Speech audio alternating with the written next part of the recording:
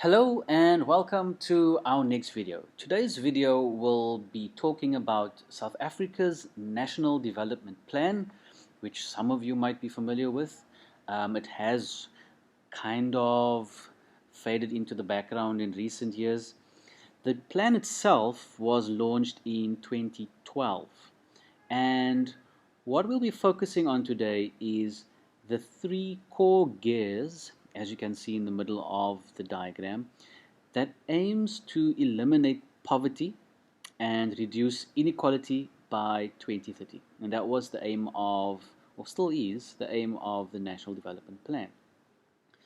So active citizenry is supported by an understanding that the state must be informed by the inputs of its citizens regularly. And the reason why I stress regularly is because most people think that being an active citizen means voting in the national elections every 4 years and then also voting in the municipal elections in the years in between those national elections.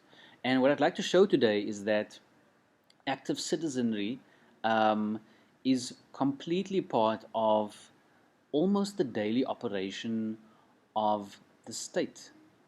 And if we look at the diagram, and I'm going to start over here in the little purple, I guess it's mauve, um, part of the wheel, is looking at our current condition. So that's where we start the conversation, looking at the state of where things are, and then knowing that internally the gears that will move that forward are strong leadership, and this is where we choose political leaders and presidents and mayors that we believe bring about the leadership we feel we need, and also brings into place a political party that has the leadership and the policies that we feel will improve the conditions. Also, in these gears, we have effective government, and we need to sometimes delineate between strong political leadership from political parties and effective government and administrations. And sometimes we see those two as the same thing, when in actual fact, those two operate quite separately from each other. But that's another video. And then the third larger wheel is active citizenry. So we start off with the conditions, then we look at the opportunities that citizens have or that the state creates.